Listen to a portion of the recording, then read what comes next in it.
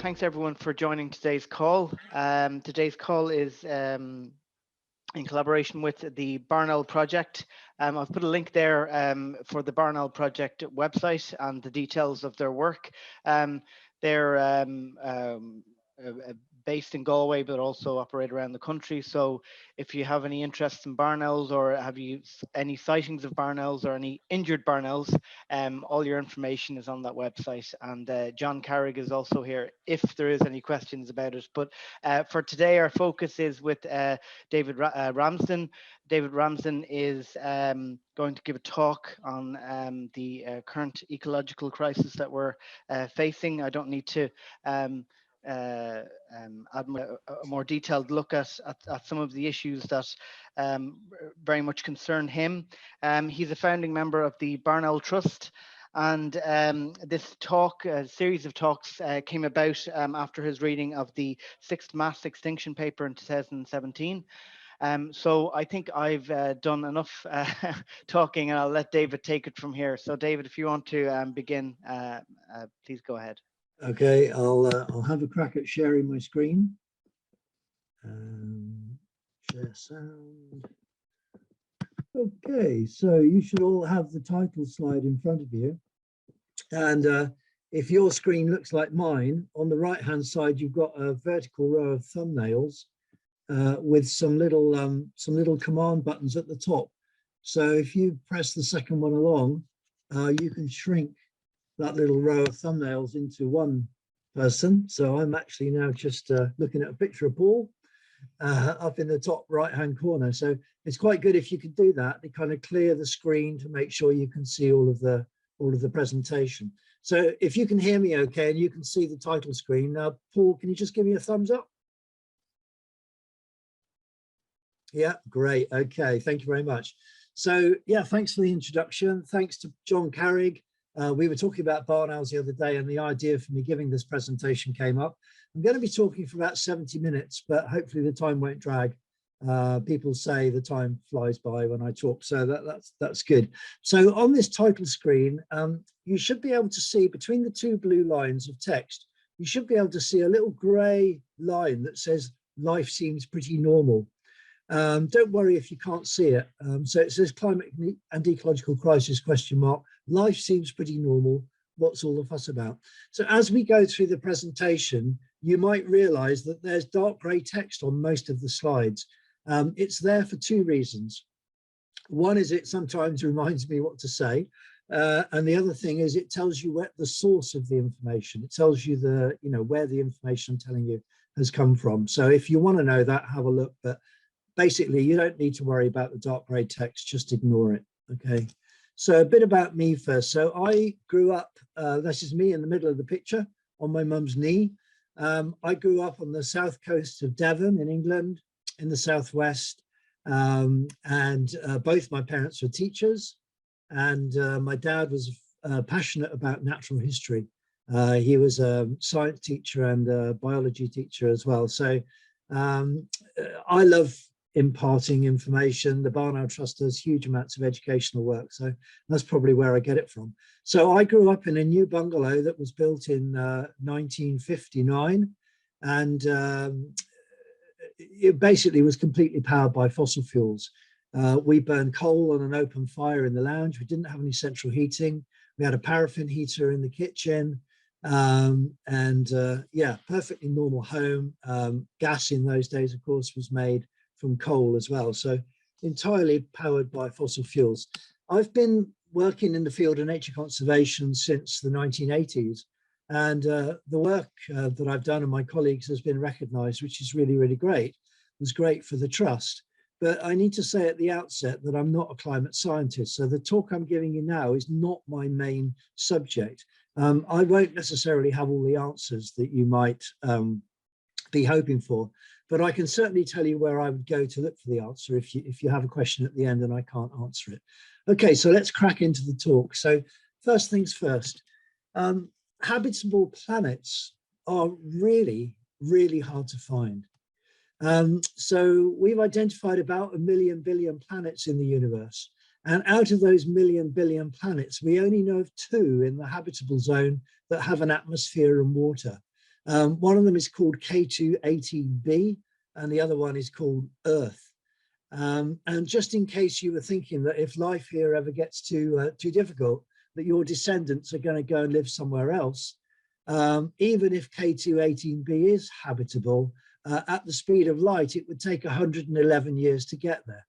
So we really are totally dependent on one planet, which we call Earth. So in order to carry on living on Earth, what do we need? We surround ourselves with stuff that arguably we don't really need. What do we really need?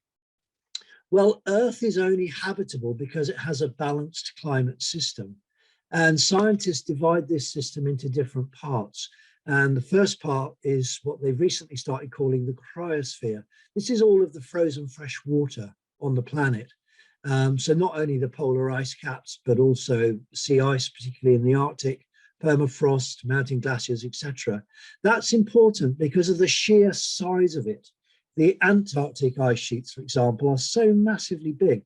That sheer amount of cold stuff in our climate system helps to regulate the temperature of the whole system. Then there's the geosphere, the land. Of course, without fertile soils, we wouldn't have plants. Without plants, we wouldn't have our atmosphere. And so all these things tend to be linked together. So we're dependent on the continuation of fertile soils, not only for our food, but also for the production of oxygen.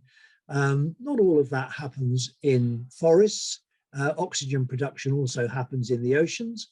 So we're completely dependent on the oceans, the rivers and the lakes, what's called the hydrosphere. Not only the oceans themselves and the way that water moves around the oceans, moves nutrients, etc.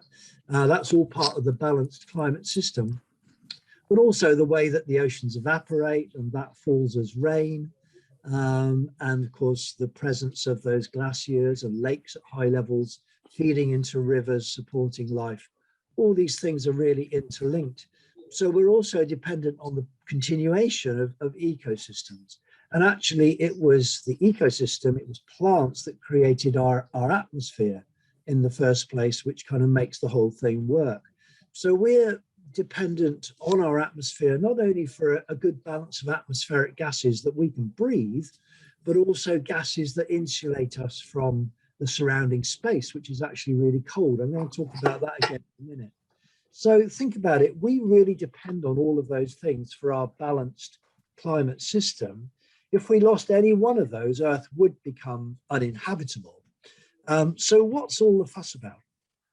Because if we look at those, you could say, well, the Arctic and the Antarctic are still frozen. Crops still grow, thank goodness. It still rains. We still have wildlife, fish in the sea, and we can still breathe. So what is all the fuss about? Well, superficially, it may seem that life is pretty normal and we don't need to worry.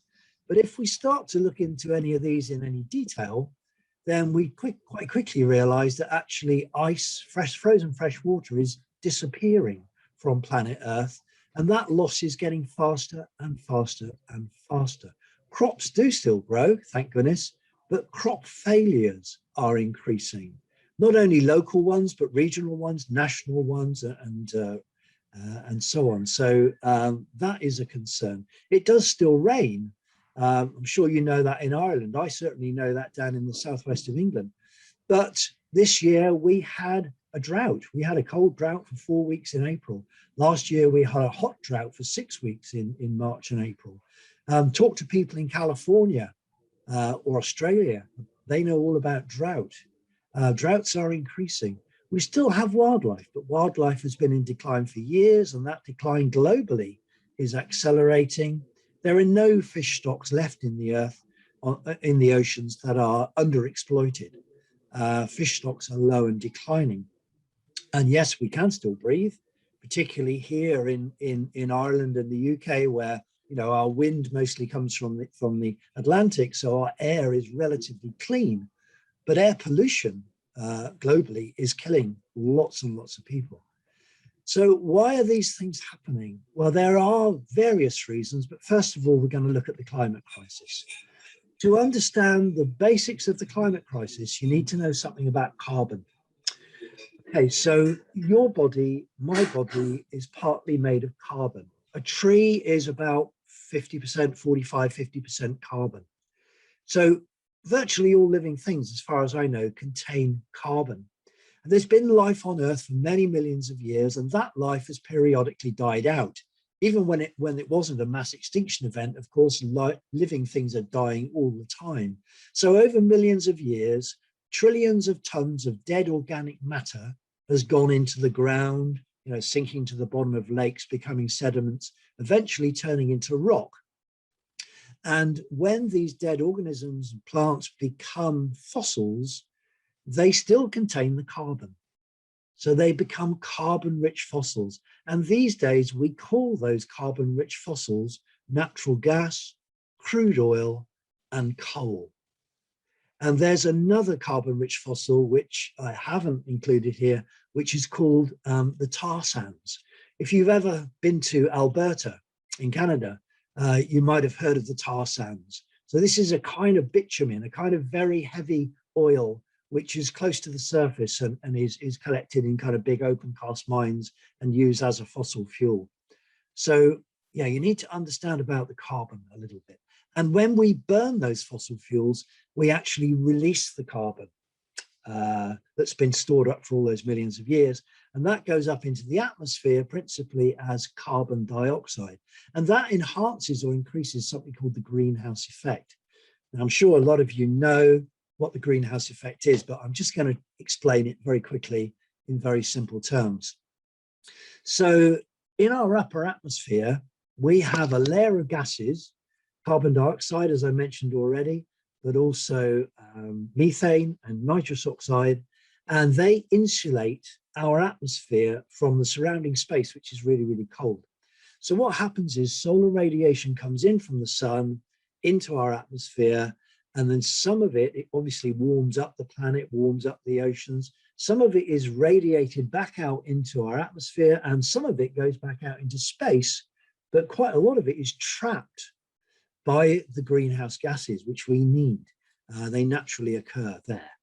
And if we didn't have those greenhouse gases, the average temperature of the surface of the Earth would be about -18 degrees C. So life just wouldn't exist as we know it.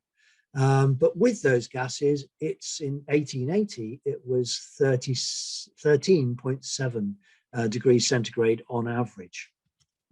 So by burning fossil fuels and releasing all that carbon dioxide, and also we've released methane and nitrous oxide, we basically have more insulation from the surrounding space. So we're trapping more of that solar radiation, less heat is escaping back out into space. And as a result of that, we've raised the average temperature of Earth's surface to 14.9 degrees centigrade. That's what it measured last year, which is an increase of 1.2 degrees centigrade. Okay, so the world's a little bit warmer. So what effect does that have? Well, it turns out the climate system is really sensitive. You don't have to warm it up very much before you have more storms, you have more floods. Okay. You also have more ocean acidification. Now, that's not strictly to do with the warming. That's actually more to do with the carbon. So a lot of the carbon dioxide that we've released into the atmosphere from burning fossil fuels has been absorbed by the oceans, where it turns into something called carbonic acid. So the oceans now are more acidic than they used to be, which might seem a bit random and not very related to you or me. But actually, if you're a shellfish in the sea trying to grow your shell, of course, shell is calcium carbonate. It's an alkaline substance. The last thing you need is for the ocean to be more acidic. And there's already evidence that shellfish are having trouble growing shells. And that is important because a lot of the ocean food chains include shellfish, some of them microscopic, a lot of them bigger. But yeah, that is really important. And other effects of just increasing the temperature a little bit means you get more droughts, you get more heat waves, you get more wildfires, as we have now, of course, burning right now. Last year, of course, we were thinking very much about Australia and the massive wildfires there. Now we're thinking about Serbia, Canada, Oregon, California, etc., but other parts of the world as well. Was it Cyprus, I think I heard recently, has had a tremendous fire as well. Okay, so the world's a bit warmer, but what about all the cold weather we've had? So to understand how you can have more cold weather on a warming planet, you need to know something about the jet stream. Okay, so again, I'm just going to explain this very quickly because I'm sure a lot of you already know about the jet stream. Just in case you don't, the jet stream is called the jet stream because it's basically wind that blows around the upper atmosphere at about the same height that you would fly typically in a jet aircraft. So it varies in height in different parts of the planet, but let's say it's roughly about 36,000 feet, the same height as a jet plane.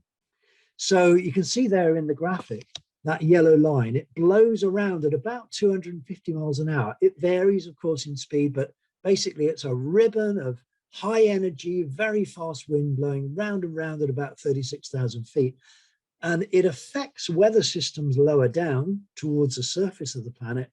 And it also tends to divide the cold polar air from the warmer tropical air, which you can see there in the graphic represented by the light blue and the dark blue. Now, the jet stream is driven, right? The energy going into that high-speed wind is driven by the temperature difference between the poles and the equator. There's a similar jet stream, by the way, in the southern hemisphere. We're just looking at the northern hemisphere one here.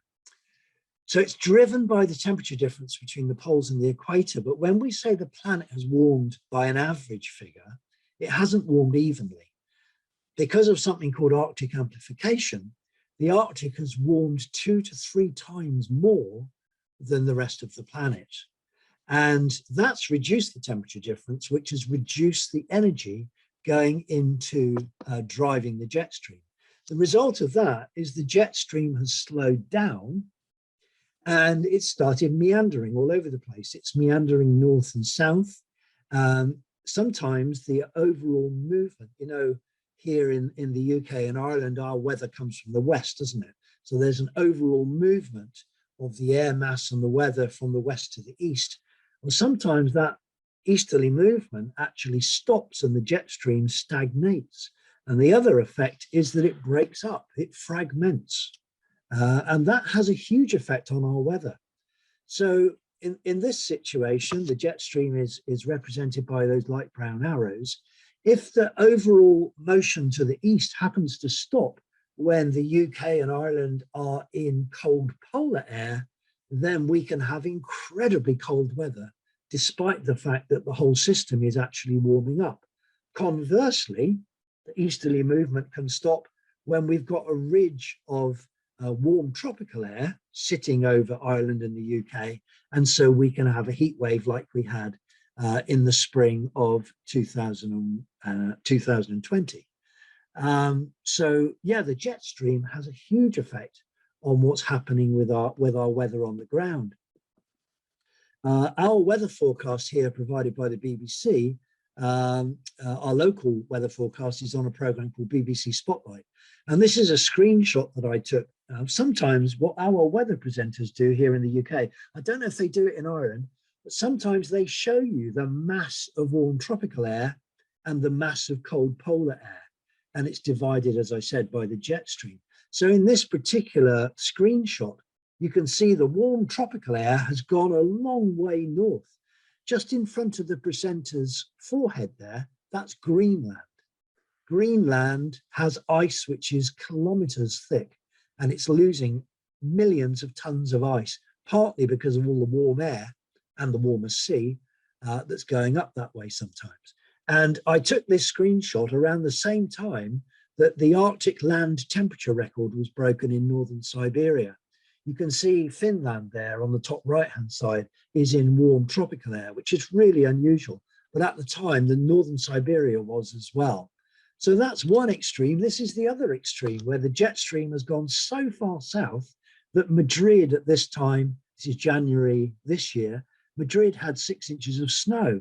And it was really cold here in the UK. But even then, you can see that the jet stream's fragmented because there's a ribbon of warm tropical air heading up into the Arctic. So what's happened to the jet stream makes a huge difference. Okay, so the world's a bit warmer. We can have cold weather because of that. But what about the floods we keep getting? We have named storms these days. When I was a kid, I don't remember the storms having names, but they do these days. And I know some of them are named by the Irish weather forecasting organisation, aren't they? Some of them are named in France or in Spain. Storm Dennis was a big one in February last year. And of course, the reason we get these bigger rainfall events, I mean, with this one, for example, here in England, we had 594 flood warnings in place at one time, which is absolutely unheard of.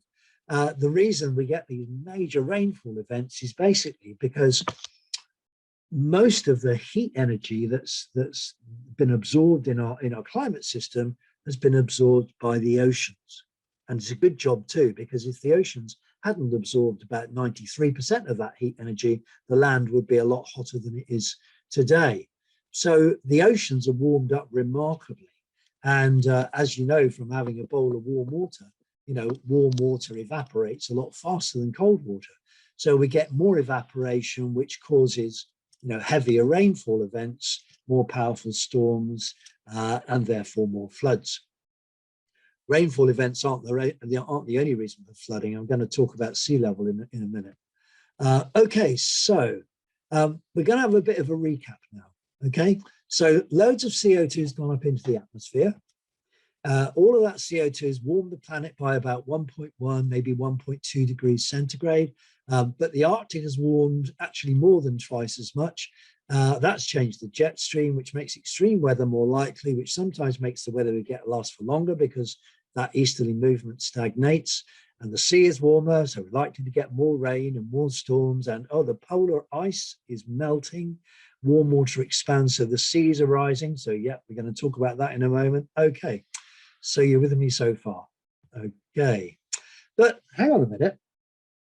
Carbon dioxide is natural. We need carbon dioxide, and the amount that's up there is always changing. It's changing with the seasons, and it's changed, in the past, it's changed tremendously. So, how do we know actually that the changes we're seeing now are that different? Well, here we are in this graphic looking at the last 800,000 years. I mean, modern man, Homo sapiens only appeared about 140,000 years ago. So, this is going back a really long way. And basically what we're looking at here is a relatively stable period where the peaks are warm periods and the troughs are ice ages. Okay. And so that's the regular kind of up and down pattern you can see. And if you look at the scale on the right, you can see the amount of carbon dioxide in the atmosphere naturally varies between about 175 and about 280 parts per million. Okay, well, we're now at approaching 420 parts per million. So we've massively increased the amount of CO2 up there. And one of the things about the CO2 concentration is that it doesn't go up and down on its own. So here we are looking at a shorter time period. This is a mere 450,000 years. So you've got 1, 2, 3, 4 warm periods and 1, 2, 3, 4 ice ages with those troughs there. So you can see as CO2 concentration has gone up and down, so global temperature and sea level have correspondingly gone up and down as well. So it kind of stands to reason that if we've dramatically increased CO2, we're likely to see a dramatic increase in temperature and a dramatic increase in sea level. But yeah, just thinking a bit more about sea level. I mean, I mentioned already that I grew up on the south coast of Devon. In fact, I grew up in a little town called Teignmouth, which you can see on the right-hand side of this picture. Well, in the next 2050, so in the next 29 years, my hometown is going to be flooded every year because this map is showing the maximum annual water level, sea level. My nearest big town, Newton Abbot, you see on the left there, is going to be flooded every year as well within the next 29 years. So I might live to see that. Sea level rise is actually very, very predictable. So here we are looking at Limerick on the west, and the border of County Meath there on the right-hand side. So you're quite lucky in Ireland. You don't have massive expanses of land which are virtually at sea level. But here in England, we do. So you're going to see some major impacts with sea level flooding.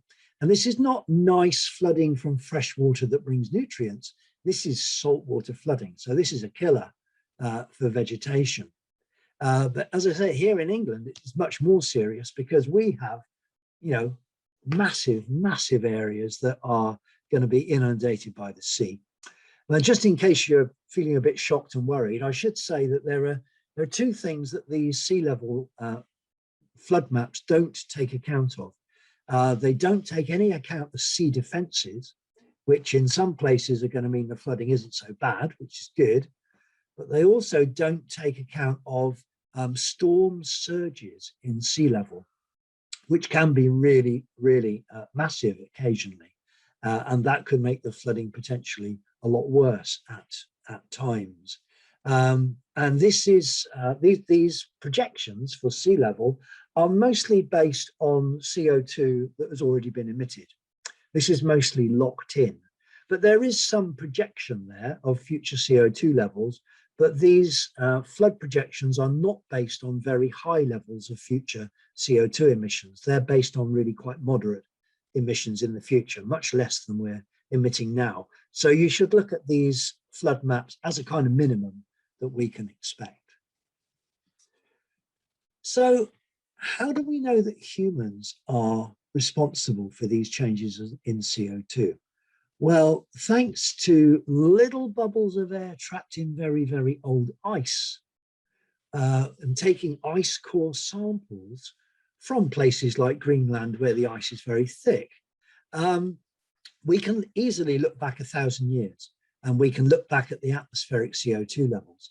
So if you look at the green line there on the graph, where it changes to a blue line, that's where we started measuring atmospheric CO2 on a little island in Hawaii called Mauna Loa. That measurement started the year I was born, which is 1958. So we've got very accurate data for that. But if you compare the amount of CO2 in the air with the amount that we've emitted, which is that red line underneath, you can see they look very, very similar. We also know that humans are responsible for the extra CO2 because of something called isotopic fingerprints. Now, if any of you are really into carbon isotopes, I can explain this to you at the end.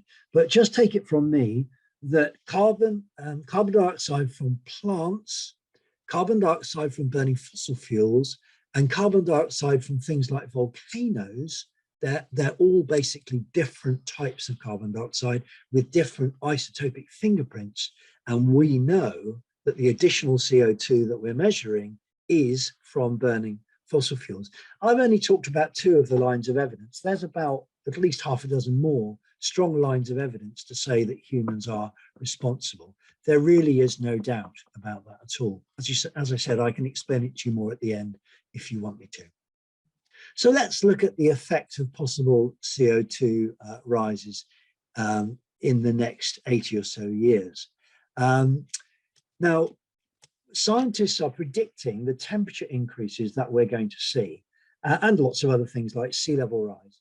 And in order to do this, they run computer models. They do computer modeling. And please don't think that computer modeling is something that's peculiar to climate science, because it isn't.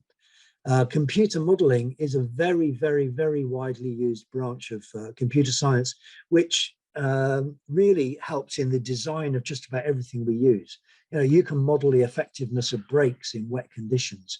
You can model the spread of a pandemic. You can model just about anything.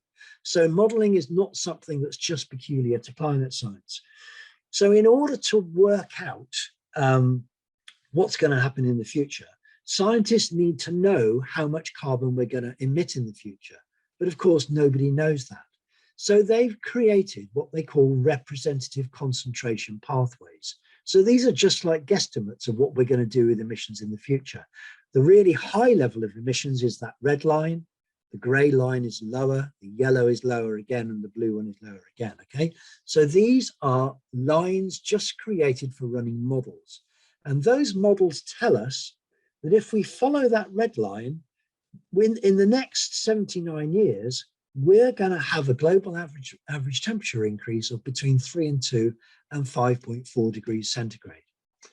That is enough to wipe out most life on Earth. It really is. We know that from evidence from previous mass extinction events.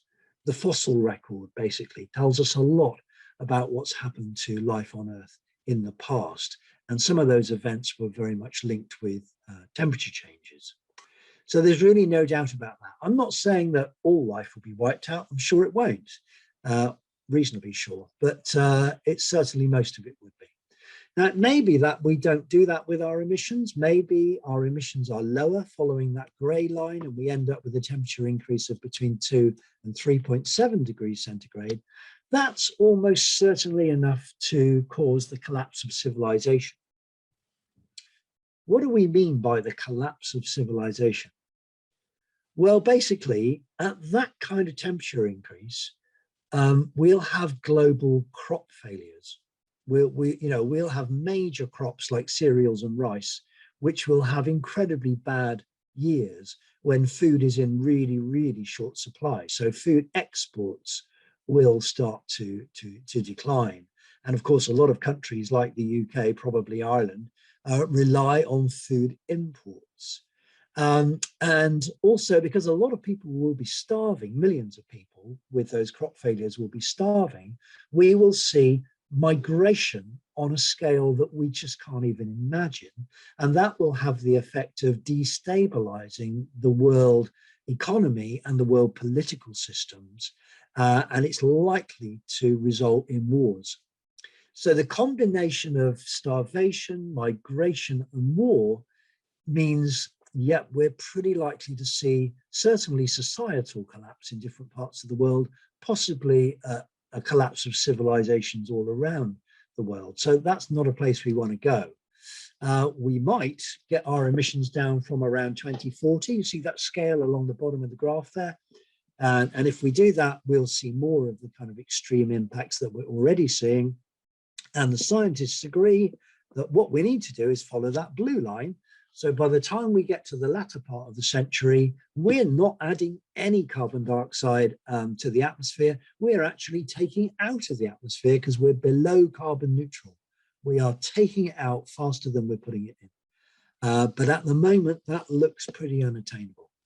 But there is hope, because you've probably heard about the Paris Agreement. People go on about this quite a lot, but it really was incredibly historic, because virtually all the countries in the world got together and decided to stop the temperature increase to an average of 2 degrees C, and hopefully 1.5 degrees C was the aspirational target.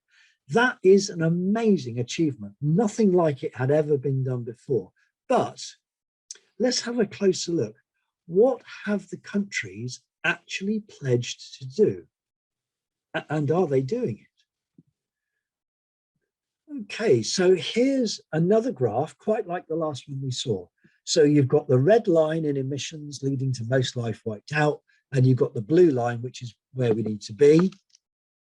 And if you look at the graph in between those two, you've got a black and white dotted line. That is what would happen to our emissions if all the countries did, 196 countries in the Paris Agreement, if they all did what they said they were going to do. That would be the trajectory of our emissions. And the scientists reckon that that is not enough now to keep the average temperature increase to below 2 degrees centigrade, let alone 1.5. Okay, so the Paris Agreement is fantastic. We need to be doing all that, but the science is telling us that's not enough. Okay, now the bad news.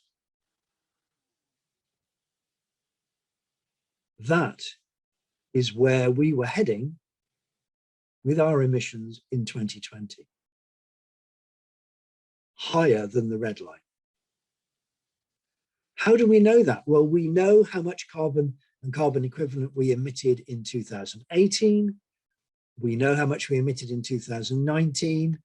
In 2020, it would have been 44 gigatons. This is from fossil fuel burning and from land use changes as well. So this is the total CO2 equivalent emissions.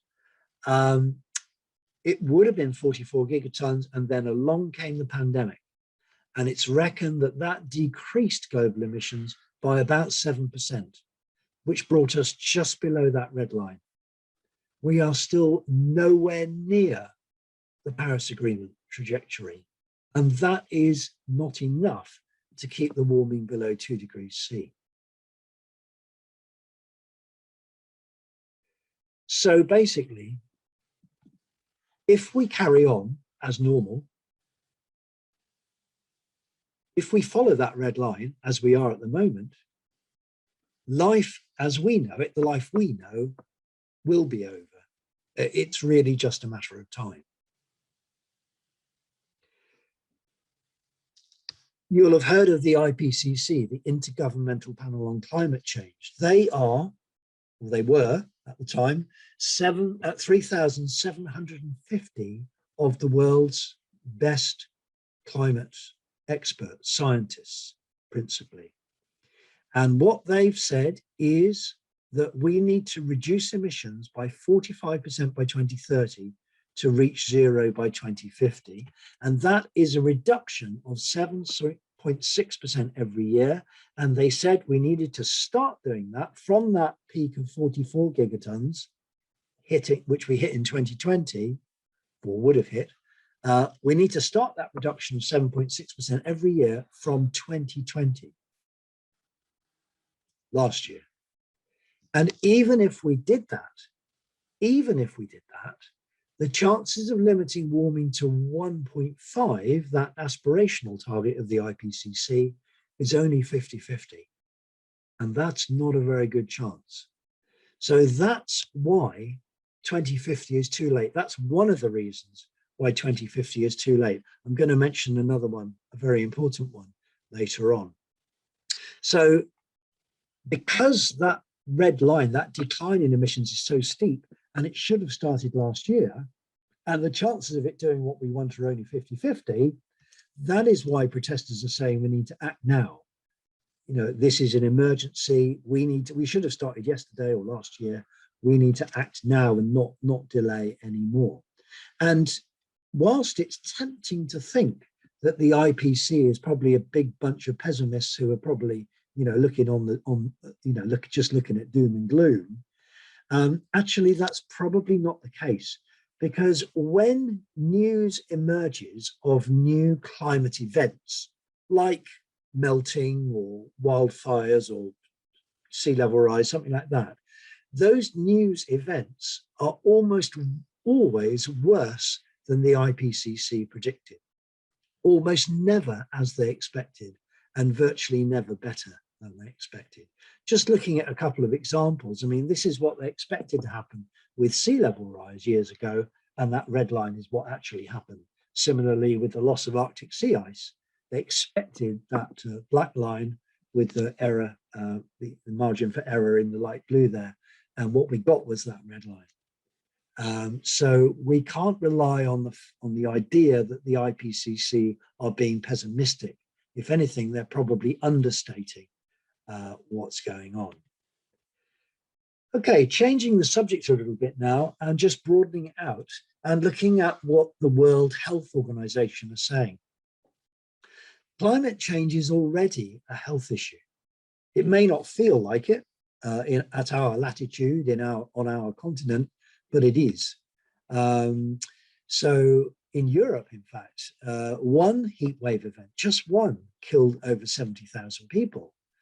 I don't know the figures for the other heat wave events, but people definitely die when it gets really hot. It's reckoned that climate change already kills about 1 million people a year around the world. But actually fossil fuel pollution kills far more. And that's because of the particulates in the atmosphere. So those 8.7 million deaths a year are largely through pollution from the exhaust fumes, for example, from power stations and vehicles and that kind of thing. And according to the World Health Organization, the economic benefits of improved health are more than double the costs of cutting emissions. The economic benefits of improved health are more than double the costs of cutting emissions. Blimey. Well, you imagine how much it would cost to cut all the carbon emissions in the world. Imagine that would be trillions of trillions of trillions of dollars.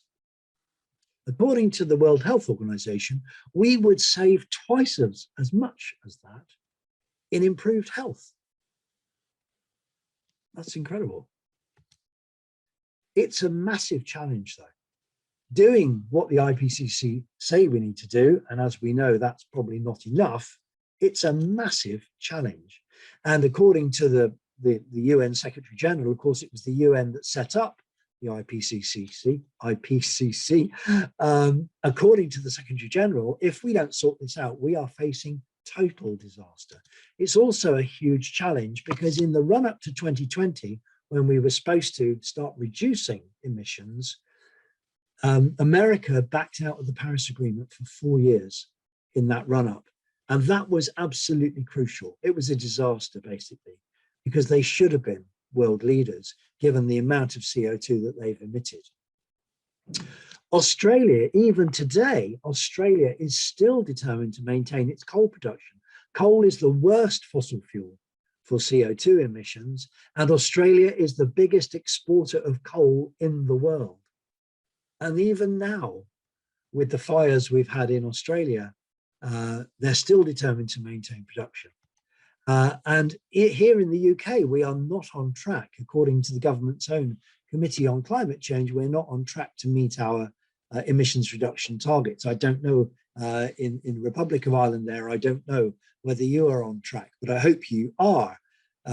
We were initially on track because we shut our old coal-fired power stations. I don't know if you've done the same, but at the moment we're not on track. It's a massive challenge as well because, you know, we see all these programs, don't we? And we see kind of news items about the amount of wind turbines going up and you know, wind generation in the oceans, you know, floating wind turbines and massive solar arrays. And we think, yes, everything's moving in the right direction.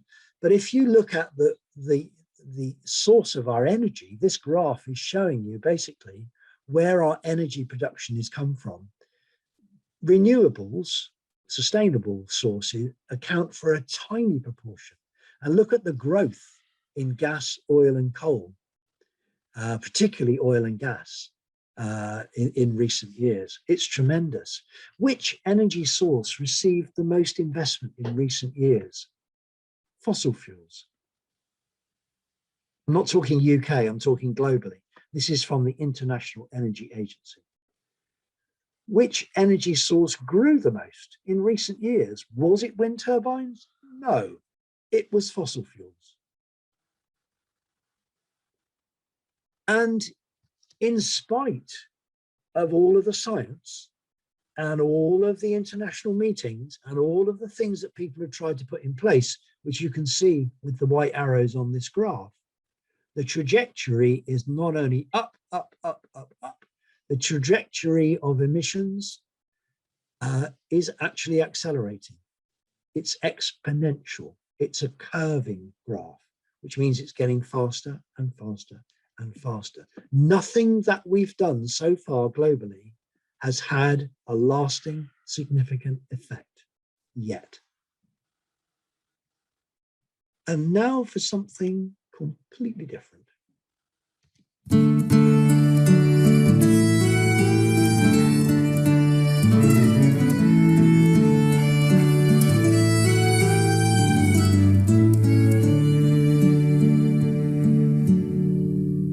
The earth has warmed 1 degree, that's increased the level of the sea.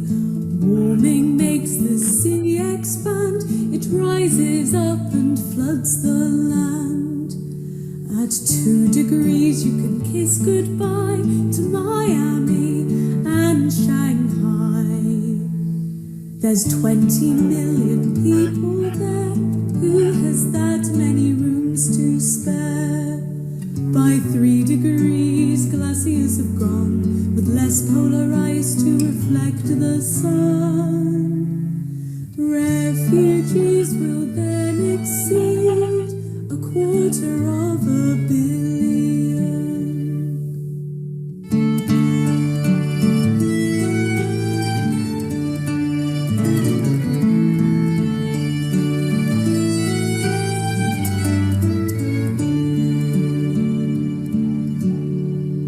At 1 degree, no surprise, half our coral reefs have died.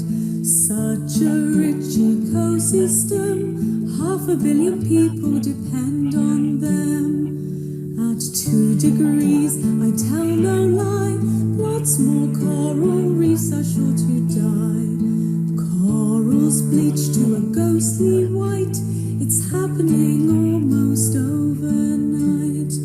By 3 degrees they will all be dead, gone with the life they supported. They'll never ever grow again, you see, with rising ocean acidity.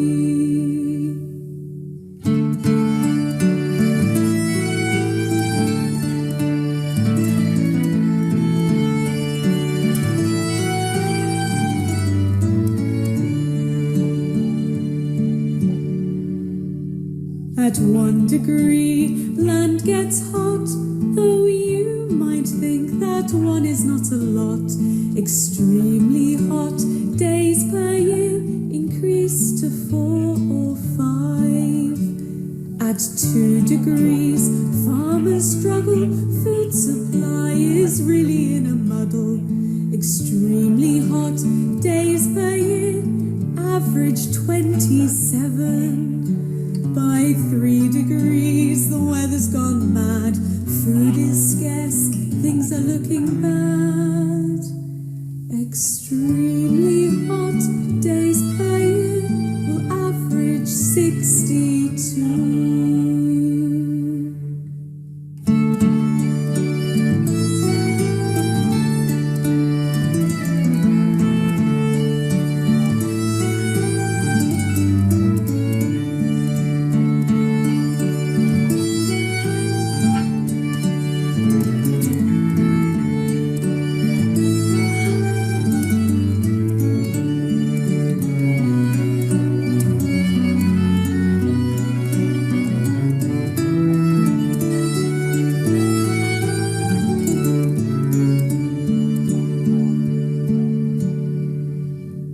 We've warmed the earth 1 degree, signs are here for everyone to see. We must make sure we don't hit a major tipping point. There is a risk we can detect of triggering a domino effect. If that occurs, there'll be no way of stopping climate change. If we don't act decisively to combat warming urgently, on our present trajectory, we're heading for 3.2.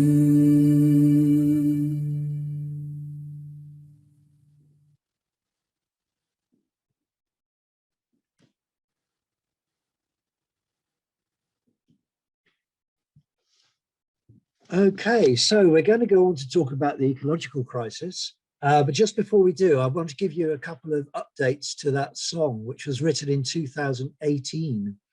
At the end of the song, it said, we're heading for 3.2. And in 2018, that was the mean or the average of all projections. Actually now scientists are saying, a lot of them, that we're basically heading for about 4 degrees in the next 79 years. Some of them say 5, some of them say 6, some of them say 3, but 4 seems to be about the right figure, apparently. Another thing is that the song mentions something about tipping points, which are absolutely crucial that I haven't mentioned yet. A tipping point, you imagine in your chair you're sitting in now, imagine if you leaned further and further and further back. The tipping point is basically where you lose control, and no matter what you do, you're going to fall over backwards. And there are about 15 elements of the climate system which have tipping points, where beyond which they become kind of self-sustaining and unstoppable. And it's reckoned now in 2021, scientists are saying that out of the 15 tipping points identified in the climate system, 9 of them are already active, and 1 of them is actually tipping right now. And that is, you can probably guess, the loss of Arctic sea ice. And that's really, really important. And the trouble with tipping points is you get that domino effect where they tip each other out. And I said to you earlier, I was going to tell you another reason why 2050 was too late for being carbon neutral, net zero for 2050 is too late. One of the reasons it's too late is because 3 of the tipping points are almost certainly going to trigger before we get to 2050. And of course, once they start triggering, they trigger each other off. So that's not great. Anyway, let's go on to talk about the ecological crisis. So you've seen this illustration before.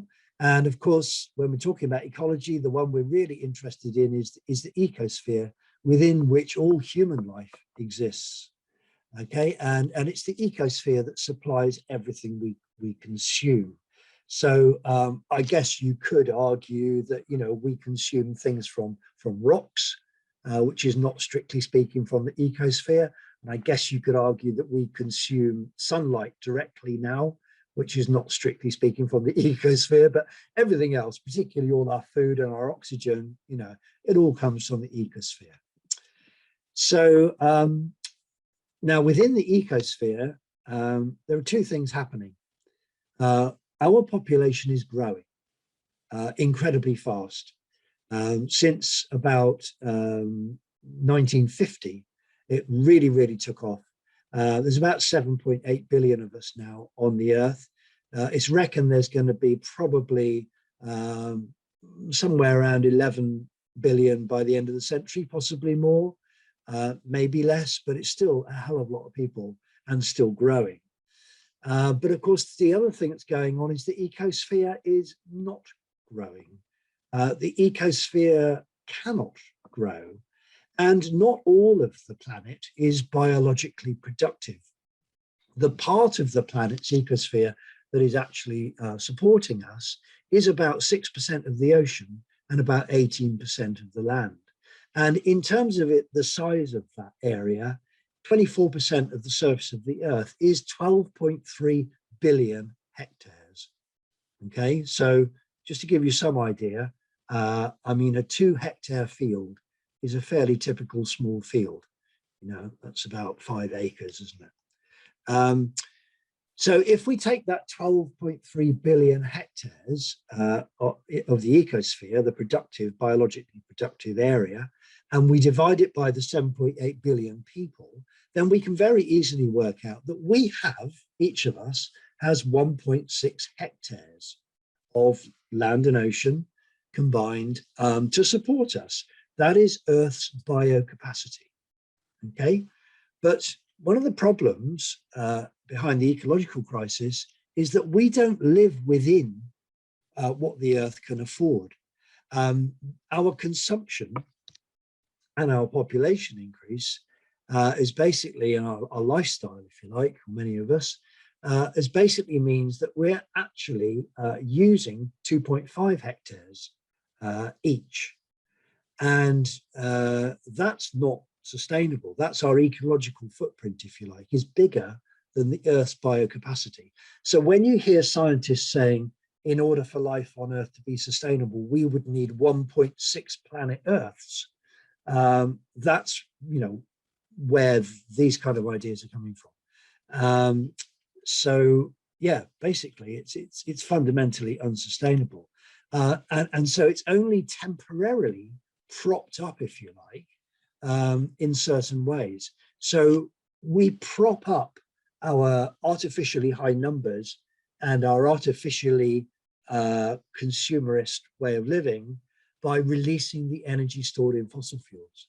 Okay, so that's not just to give us our transport and keep us warm, but of course, a lot of the artificial fertilizer spread on the fields is made in the fossil fuel industry and releasing nitrous oxide, which is a greenhouse gas. So we basically, we use fossil fuel energy to grow our food, keep us warm, transport us, produce virtually all the stuff we have.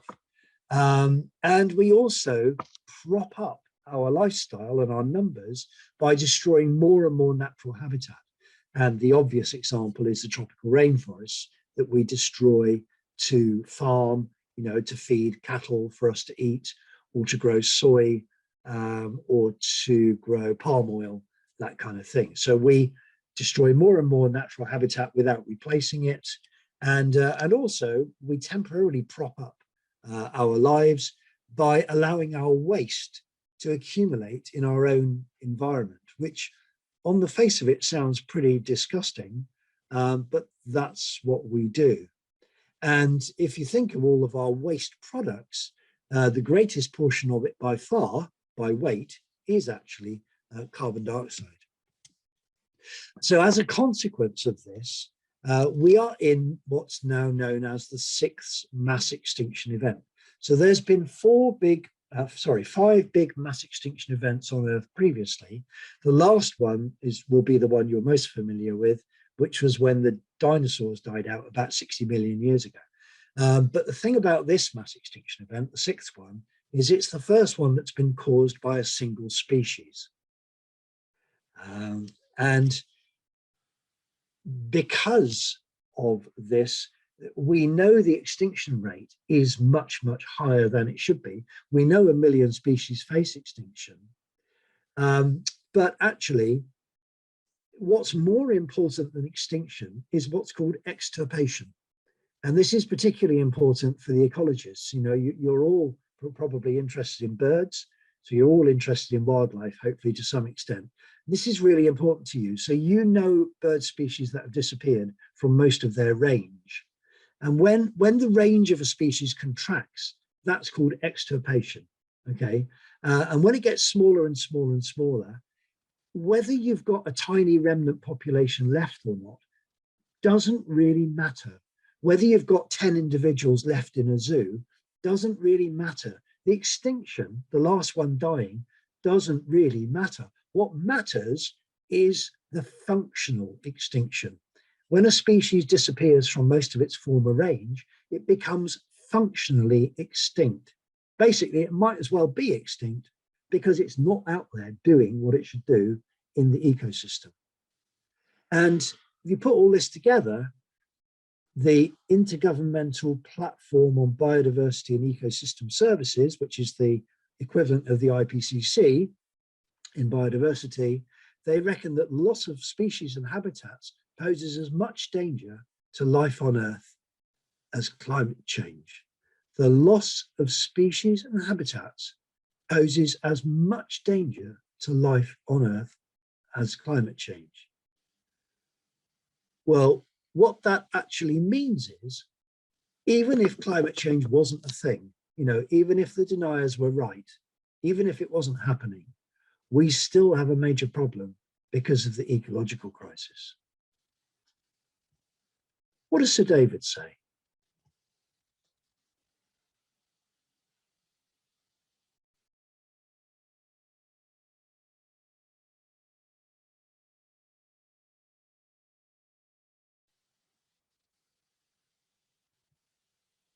Globally, in your lifetime, vertebrate animal populations, that's everything with a vertebrae, all the reptiles, all the birds, all the mammals, have declined by an average of 60% in the last 50 years. Since I was 13 years old, more than half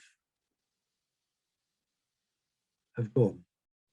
I'm not talking about more than half of species, I'm talking about the average decline. That is staggering. And just for a moment, coming back to think about those emissions, more than half of all the industrial CO2 that has ever been emitted in our entire history has happened in just the last 30 years. That statement was made in 2014. And this is what we mean when we're talking about the acceleration. This is not ancient history.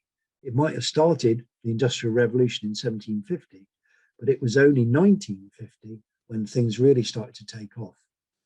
And yeah, it's been accelerating. Okay, so put these two crises together and what do you get? Well, you get lots of different things. You get more than I'm mentioning, but let's just mention the loss of polar ice. And of course, you're not just losing the sea ice, you're losing ice from Greenland. That's dumping fresh water in the North Atlantic, which is slowing down the Atlantic overturning circulation of the ocean currents, which is potentially drying out the rainforest. These are the tipping points in the climate system that are kind of linked together. And if you're warming up the extreme ends of the Earth, there's a lot of land in the northern cold part of the Earth. Whereas in the south, of course, it's mostly ocean around Antarctica. But in the north, there's a lot of permafrost. There's a lot of frozen ground. Warm that up, and what does it do? It releases methane. Methane is a greenhouse gas, 28 times more powerful than carbon dioxide. Also less fresh water, so less food production. Less soil fertility, so less food production. Fewer invertebrates, less food production. Fewer animals on Earth to eat, so less food. Less food is a kind of reoccurring theme with these crises. Okay, so let's have a look at Britain now. I know this is not directly related to Ireland, but when you in the Republic, when you listen to your government saying we should reduce emissions, you might have people in Ireland saying, hang on a minute, Ireland is responsible for a tiny part of emissions. Why should we do anything? So using the UK as an example, why should Britain take the lead? Okay, so, well, there are some really good reasons. Two of the biggest fossil fuel companies in the world are 40% British owned for a start. And here in the UK, we've actually increased our support, unbelievably, for fossil fuel industry rather than decrease it. And out of significant countries which are CO2 polluters, significant populations, we're the 8th worst. So, we're still culprits. A lot of the CO2 up there has got our name on it. Per person, somebody in the UK emits only 13% less CO2 than somebody in China. I would think that's the same for the Republic of Ireland, because your lifestyle is not that different to lifestyles across the UK. And we started it. The Industrial Revolution began in England and spread very quickly, no doubt, to Wales and Scotland and Ireland. The Industrial Revolution began here. So there are lots of good reasons why we should take the lead. Okay, so we've known about this for a long time. Surely nobody would knowingly cause a climate crisis, would they? The link between CO2 and global average temperatures was established back in the 19th century. So it was in 1896 that a Swedish scientist calculated that if we double atmospheric carbon dioxide, we'll see an increase in surface temperatures of 5 to 6 degrees Celsius. And that is almost exactly what the scientists today are still saying. And the greenhouse effect, that term is not new. It's been around for a really long time. The senior scientists of one of the world's biggest oil companies told them in 1978 that if we keep burning fossil fuels, we're going to raise global temperatures and it won't be good. But they carried on. And governments around the world certainly knew about this stuff in 1988. Otherwise, they would never have formed the IPCC. So this stuff has been known about for a really long time. Knowing that CO2 emissions cause climate change, oil companies have been spending $200 million a year on trying to block policies to address climate change. Why? Because it would have a lot of impact on their profits. And guess who the worst two companies are? They are the two companies that are British owned, 40% British owned.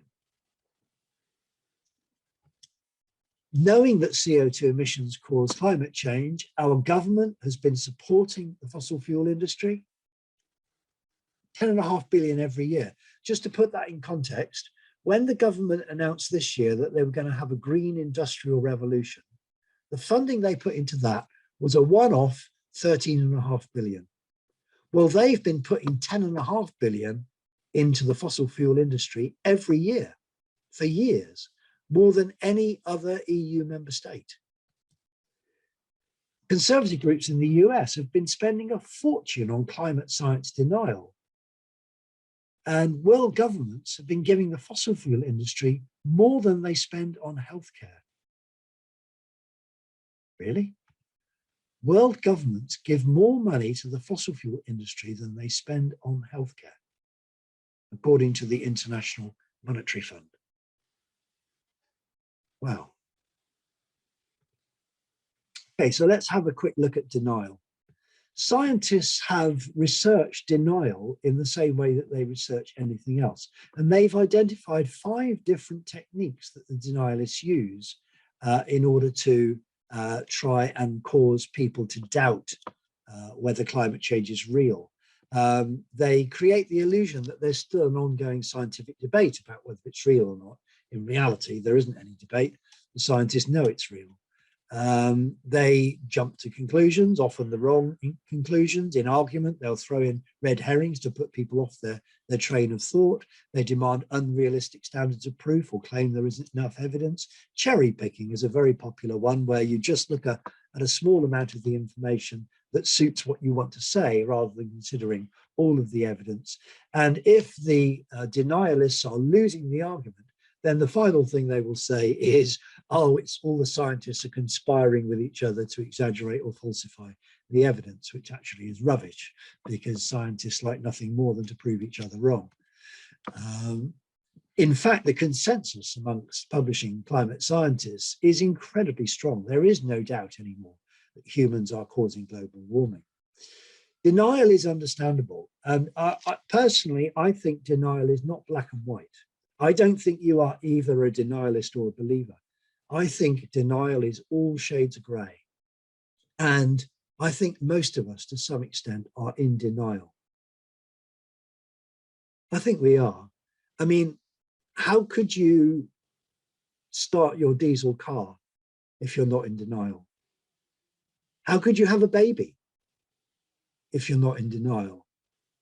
So denial is really, really understandable. We need to stop feeling bad about it if we do, and we need to get over it, because the science is absolutely clear and we know what we're facing.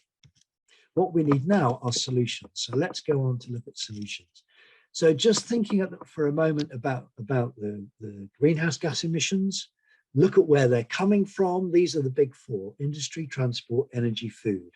Okay, so let's look first of all at energy. Considering all sectors, energy use is responsible for 2/3. So it really is massive, and power generation is massive, 40%. Okay, energy solutions. I'm going to talk here about personal solutions, okay? There are solutions on other levels as well. Just thinking personally, we need to use less. Okay, so turn the heating down, put another jumper on. We need to switch our energy supplier to one that's 100% renewable, if you haven't already done that. Okay, it's dead easy to do. There are plenty of companies offering electricity and even gas, which is 100% renewable. So we need to make that switch. We all should have done it already. We need to stop using the fossil fuels as quickly as we possibly can and switch to the alternatives. So, you know, new houses should not have natural gas boilers. They should have heat pumps. Every new house we build with a natural gas boiler is adding to greenhouse gas emissions, and it's just giving us another job to do in the future. So we shouldn't be doing that. All new housing should be carbon neutral with heat pumps, solar panels, etc. Join or start a local community energy group. I expect you have those there in the Republic of Ireland. We certainly do here. This is where a group of people pool their savings. They make a fund out of their savings, and they invest in building a wind turbine or a load of solar panels. And then they start making money by selling that energy. And it's sustainable. And of course, they're providing themselves with energy. So you could do that. Transport-related emissions are huge. And 73% of them come from short journeys. So it's when you just jump in the car to go 10 miles down the road, that's where most of the emissions are coming from. So transport solutions, one of the first things is stop using jets and cruise ships, okay? A jet emits 10 times more emissions than a car per person per kilometer, okay? So don't do that. A cruise ship emits as much carbon dioxide as 1 million cars. Okay, so we should stop doing that for sure. Stop buying diesel and petrol as quickly as you possibly can. So switch to the alternatives, walk, cycle, use an electric cycle or electric car. My partner and I bought our first electric car last year, and we absolutely love it. We couldn't afford a new one. We bought a second-hand one with a range of 100 miles, and that is more than enough for virtually all of the driving that we do. And we have been further, and all you have to do is stop for a cup of coffee and charge it up. So it's very, very practical. Do you know anybody with an electric bicycle? They are amazing these days. So these are the kind of things we need to move to. We need to travel less as well. Think about food. Okay, so food is important, not just in relation to emissions, but it is food production that is driving the loss of wildlife. Okay, so just think about a local example. Think about all the bright green fields in Ireland or in England, wherever. Those bright green fields are ryegrass that is artificially fertilized with fossil fuel. Okay, so that's not sustainable. And that switch from old unimproved pasture to that modern ryegrass cut for silage instead of hay, etc., that switch is all part of the 6th mass extinction event. It's happening around you and me right now. And food production is a major driver and also accounts for a lot of emissions. So if you eat a lot less meat, you will reduce your emissions substantially. Becoming a vegetarian, reduce it by 63%, become a vegan, reduce your food emissions by up to 70%. So it's not a huge difference. Vegetarian is a lot better than being a red meat eater. Eat locally produced food, food in season, eat organic. So here we're thinking about food miles. You don't want to eat stuff that's been transported by fossil fuels around the world. Grow your own, of course. I'm sure a lot of us are doing that already with our gardens, reduce waste and compost more, etc. Okay, let's just think about consumerism. Industry produces the stuff that we buy, and boy, do we buy it. You know, on a global scale, here in the UK and Ireland, we are rich. We spend loads of money on stuff, and industry creating that stuff for us is responsible for loads and loads of carbon emissions. So what are we going to do about it? Only buy what you really need. Who needs fashion goods, really? It's just fashion. Nobody needs fashion goods. You know, when is survival going to become the priority over being fashionable? Don't buy new things unless you really have to. So this isn't actually that hard. My partner and I decided not to buy any new clothes for a year. And at the end of the year, actually all we needed was socks and pants.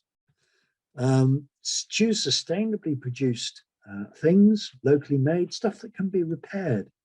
Avoid plastics. I haven't really mentioned plastics, but I'm sure you've heard about plastics and wildlife. So you get the message by now. Voting. Okay, so I said already that I was talking there mainly about personal solutions, but we live in a democracy, don't we? And we're very, very lucky living in a democracy. And there is a tendency to assume that your parliamentary representative makes the right decisions on your behalf. And I hope there in the Republic of Ireland, they do that. But here in the UK, well, let's have a look. So here we are. This is not a matter of opinion or research. This is just public record. Okay, anybody can look at these records. And so here we have a spread of dots which shows whether MPs were weak when it came to voting for measures to tackle climate change, or whether they were strong on voting on measures to tackle climate change. And you can see the members of the different political parties there represented by the colour of the spots. Look at the Tories. Look at the Tories. They have a really strong history of not supporting measures to tackle climate change, which is really sad when you think that the UK is a country that keeps supporting Tory politicians, keeps voting for those Tories. I don't know. I confess I don't know your political situation there in the Republic of Ireland. I hope it's not the same as ours. And the last solution, and this is something we can all do, is to talk about it. There's a very, very good presenter on YouTube you could look up called Catherine Hayhoe.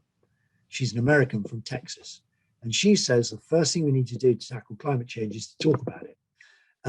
Talk about it. We just don't talk about it enough. It's the elephant in the room. So talk to your neighbor over the fence about extreme weather. I mean, we get enough of it, don't we? Your first-hand experience of climate change. So if you've been somewhere where you've seen where a glacier used to be, talk to your neighbors about it, talk to your friends about it, talk about the wildlife you don't see anymore, your concerns for the future, talk about this presentation, anything, talk about a positive change you've made. So when you get your heat pump or when you get your electric car, don't keep quiet about it. Tell your neighbors about it, tell your friends about it. Okay, so if we do all the things that I've talked about, right, if we do all of that, what we'll have actually is more time. That's it, really. Realistically, that is the best we can hope for. But time is the one of the things that money can't buy. Time is so precious, because if we can delay the worst effects of these crises, that means we'll have more time to adapt to the changes that are coming no matter what we do. More time with our families, that precious family time. And if we do all those changes, we will also be healthier, thinking about our diets, for example, and we'll have stronger communities. So this is definitely what we need to do. The alternative to doing all those things, frankly, is nothing.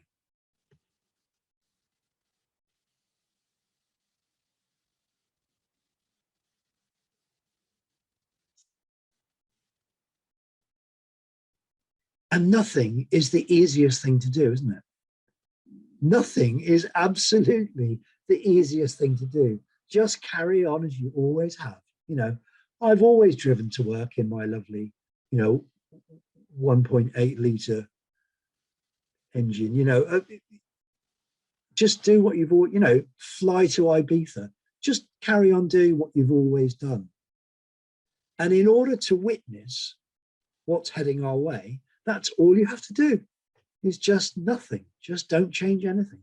Just carry on with business as usual, and it will all happen.